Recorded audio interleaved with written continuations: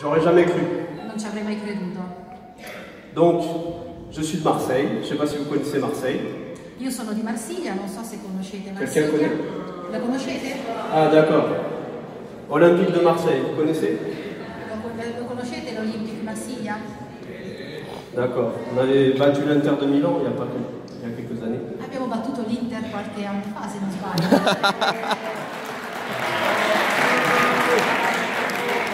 C'est les supporters des concurrents qui applaudissent. Ah, e questi sono i supporter, sì, i tifosi degli avversari. Je développe l'activité LR depuis 4 ans, depuis 6 ans. E io lavoro con LR da 6 anni. J'ai découvert l'activité par l'intermédiaire d'une amie qui m'a dit qu'elle avait découvert un concept et qu'il fallait absolument que j'en fasse partie. E ho conosciuto LR tramite un'amica che mi ha detto che aveva scoperto un concetto di cui dovevo assolutamente far parte. Et elle m'a dit, te connaissant, je suis sûr que ça va te plaire. E mi ha detto, conoscendoti sicuramente ti piacerà. Et du coup, moi, j'étais super motivé en allant sur le rendez-vous. Je me suis dit, waouh, super, un super concept. J'étais tout excité. E io sono partito in quarta, ero interessatissimo e non vedevo l'ora di partecipare al primo incontro. Et quand je suis arrivé au rendez-vous, j'ai vu qu'il y avait des produits cosmétiques. E quando sono arrivato all'incontro ho visto che si trattava di cosmetici. Et là, je lui ai dit, tu m'as bien regardé. Moi, jamais je vendrai de produits cosmétiques de toute ma vie. E allora io gli ho detto, ma mi hai guardato? Io non venderò mai dei cosmetici, mai in tutta la vita. Non seulement ça ne m'intéresse pas, en plus de ça, je ne suis pas un très grand utilisateur de produits. E non soltanto non mi interessano, ma non sono io stesso una persona che usa più di tanto i cosmetici. Mais encore pire, j'y connaissais rien du tout. Ma soprattutto non ne sapevo assolutamente niente. Mais après est arrivé Bruce Willis. Ma poi è arrivato Bruce Willis, Bon, une image de Bruce Willis. o meglio un'immagine, una foto di Bruce Willis. Voilà, c'était pas lui qui était venu. Certo non era lui che è venuto di persona. Et là, je me suis dit, forcément, une compagnie qui est partenaire, qui travaille de proximité avec Bruce Willis, ça peut que être une bonne compagnie. Et là, j'ai commencé à penser positif et à regarder les bonnes choses qu'il y avait dans LR. E allora mi sono detto, una compagnia che in qualche modo è vicina a Bruce Willis farà sicuramente qualcosa di positivo, quindi ho iniziato a sviluppare un certo interesse e a voler conoscere l'attività in realtà. J'avais remarqué déjà que LR c'était allemand. Innanzitutto ho visto che l'ER era un'azienda tedesca. Donc je ne dis pas ça parce que Stéphane est là, hein, mais les Allemands, on sait que c'est des gens sérieux. Non lo dico perché c'è qui Stefan, ma si sa che i tedeschi sono seri.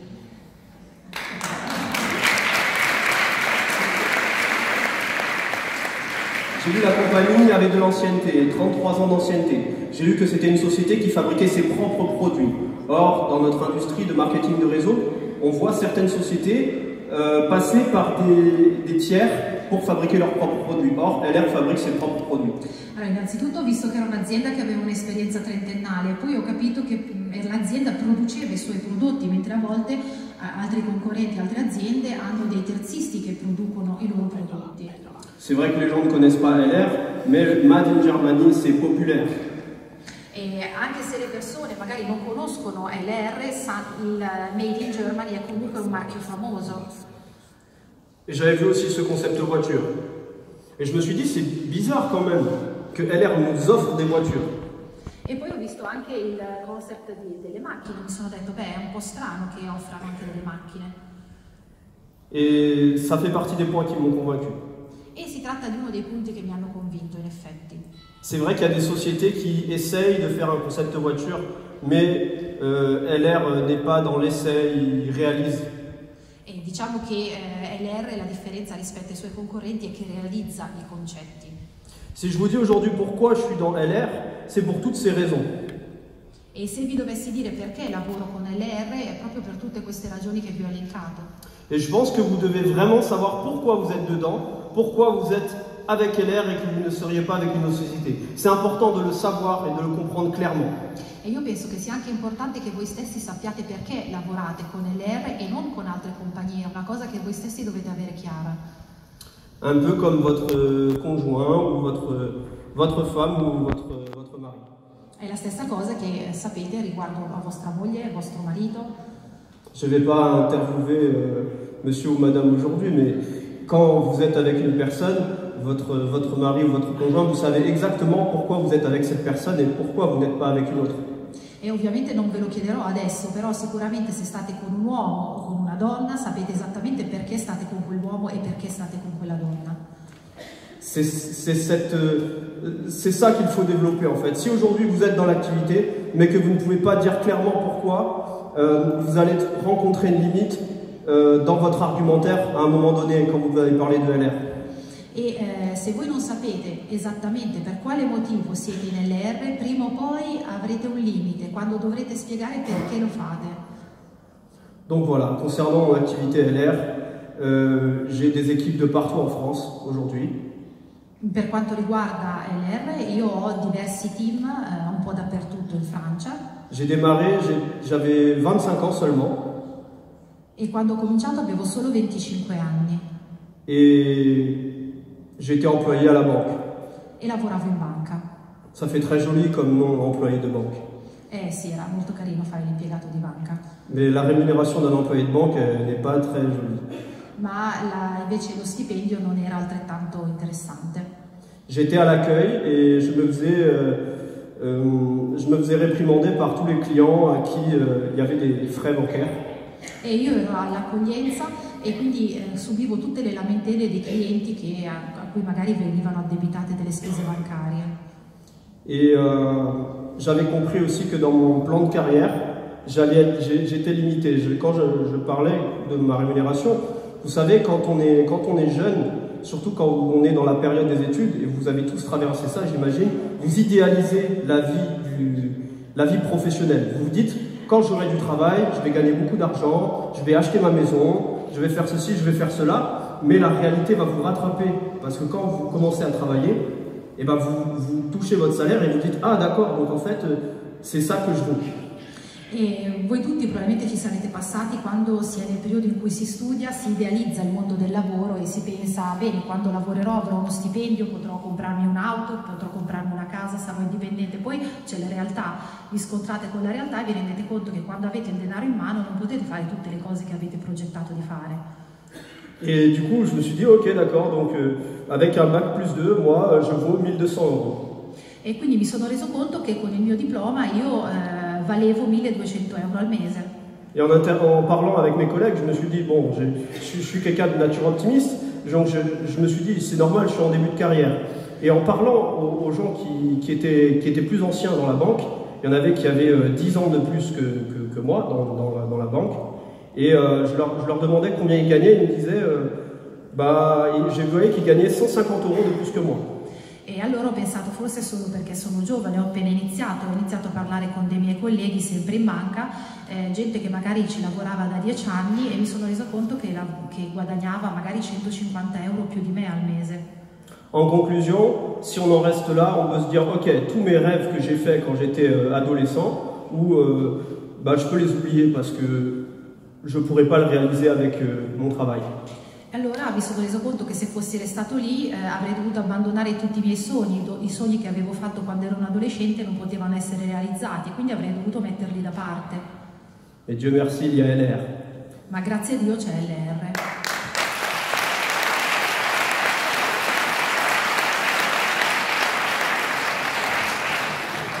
Et ça a été un moyen du tout de matérialiser les rêves et de pouvoir, aujourd'hui, avec ce que je gagne, je vis de manière confortable. J'ai une très belle Mercedes que je peux conduire. Ma appunto grazie al cielo c'è LR, perché grazie a quello che guadagno adesso ogni anno ho realizzato i miei sogni, ho una bella Mercedes, posso guidarla e sono soddisfatto. Déjà à 26 ans, j'avais déjà une Mercedes de LR. E già a 26 anni, grazie a LR, io avevo una Mercedes. Et j'habite dans le sud de la France. Et dans le sud de la France, les gens, ils regardent les voitures.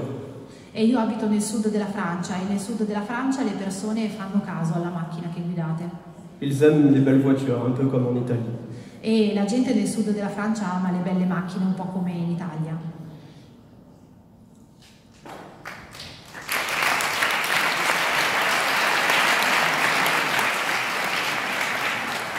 Donc j'ai traduit ma formation en italien avec Google Traduction Donc je ne sais pas si ça sera exact, mais grâce à ma collègue traductrice, je pense que vous aurez l'information que je vais vous donner.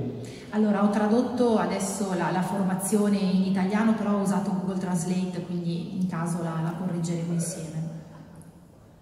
Je ne parle pas italien, mais je trouve que l'italien c'est une très très belle langue. E io non parlo italiano, ma trovo che sia una lingua molto bella. C'est très charmant, c'est très séduisant comme langue. È molto affascinante, molto seducente. C'est très chic. È una lingua molto affascinante, molto seducente, molto raffinata. Si le temps me le permet, j'aimerais bien étudier l'italien à long terme. E avendo del tempo vorrei studiare l'italiano, insomma, a lungo termine.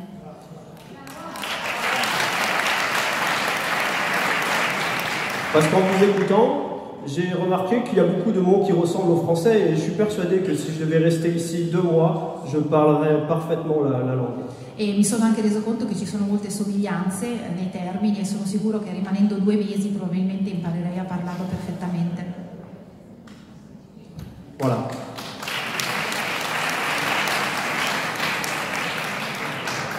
Donc j'ai démarré, comme je l'ai dit, en 2012. Donc c'est la date de démarrage. E come vi ho detto ho cominciato nel 2012. J'ai pu faire le 11% donc en juin 2012. Ho raggiunto l'11% a giugno 2012. Junior manager et manager en août 2012. Junior manager e manager ad agosto 2012. 3 mois après avoir démarré, donc en septembre 2012, j'avais commencé le leader de team. E 3 mesi dopo aver iniziato, quindi a settembre, ho iniziato il leader di team. Premier mois de leader d'organisation, 6 mois après mon démarrage. E primo mese di leader di organizzazione 6 mesi dopo aver iniziato. Et 18 mois après mon démarrage, je démarrais la qualification de bronze. E 10 mesi dopo aver iniziato, ho iniziato il leader di organizzazione bronzo. L'argent en 4 ans d'activité. E l'argento in 4 anni di attività. Voilà, donc si j'ai eu...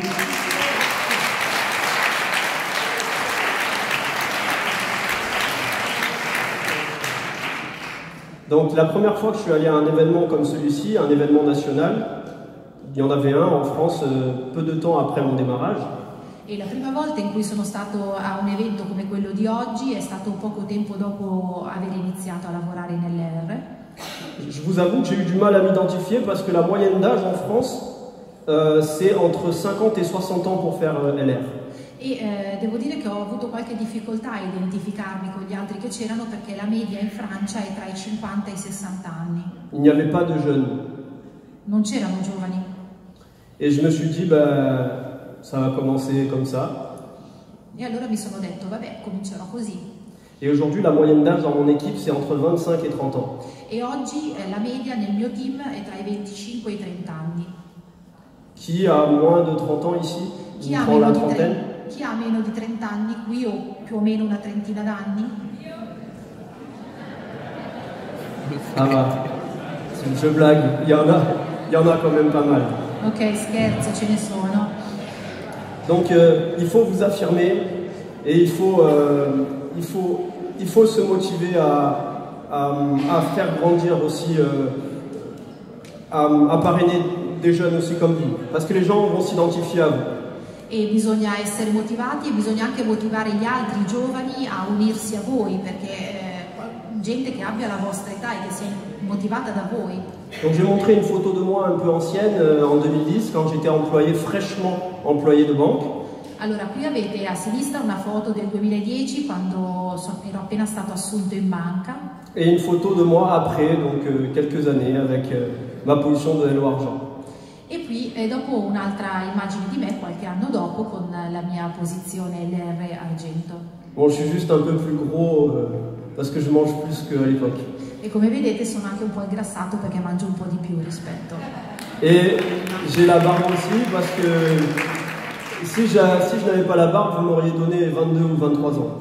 E ho la barba anche perché se non l'avessi avuta mi avreste dato 20-22 anni. Voilà.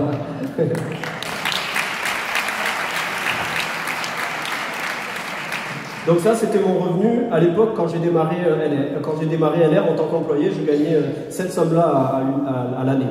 Allora questo è il mio reddito annuale quando ho iniziato a lavorare in banca. Et au bout de 4 ans, au bout de 4 mois, j'étais à temps plein chez LR. Je gagnais déjà 1500 euros. E nel giro di 4 mesi invece quando ho iniziato a lavorare da LR guadagnavo già 1500 euro. C'est pas incroyable, mais comme c'était plus que mon salaire de base, j'étais vraiment content. Beh sì, non è una cifra incredibile, ma siccome era già superiore al mio salario di base in banca, io già ero contento.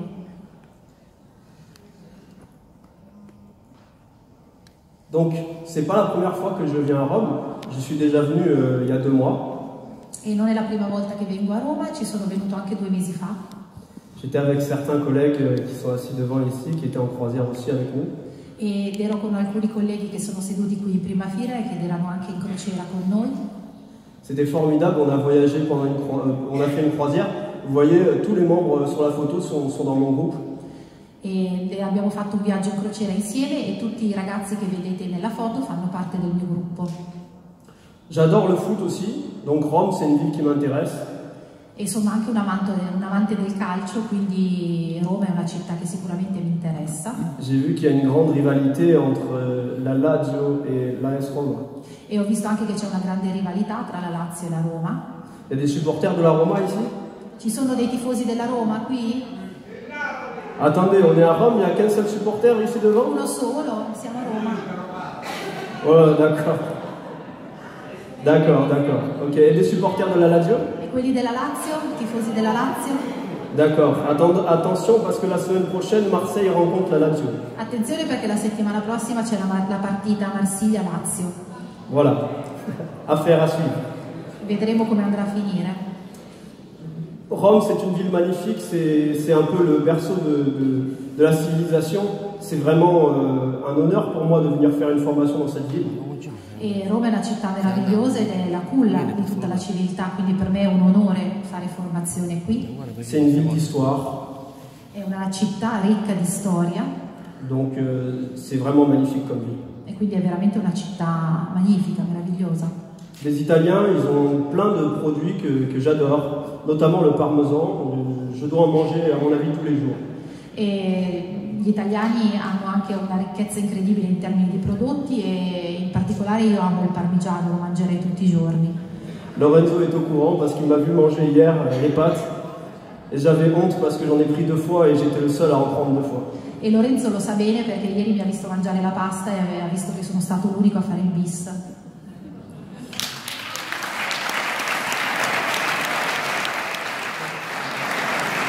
Mais généralement, quand on parle des Italiens en France, on met beaucoup en valeur la classe parce que c'est vrai que les Italiens, vous avez quelque chose. Non seulement vous avez une langue qui est magnifique, mais toujours quand il s'agit de s'habiller, vous ne faites aucune faute de frappe. E sicuramente quello che io lego all'Italia è anche la classe, perché sicuramente all'estero noi percepiamo gli italiani come persone con classe, che fanno pochi errori.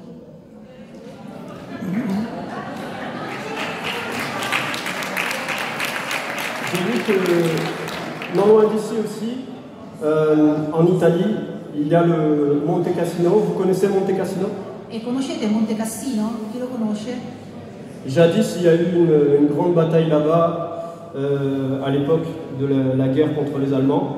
E tanto tempo fa, all'epoca della guerra contro i tedeschi, c'è stata una grande battaglia a Monte Cassino.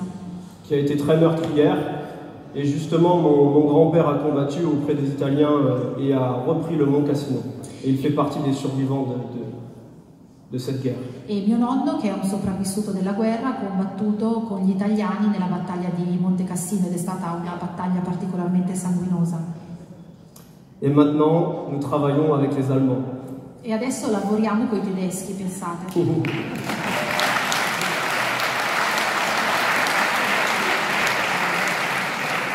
Grâce à l'activité LR, j'ai pu voyager beaucoup. Je suis allé à Bali avec mes amis aussi italiens devant, avec Scuderi et mon autre ami, mais aussi plein d'autres voyages, croisières. J'étais aussi au Portugal avec les gagnants et c'est vraiment formidable ce qu'on peut faire avec LR, avec les voyages.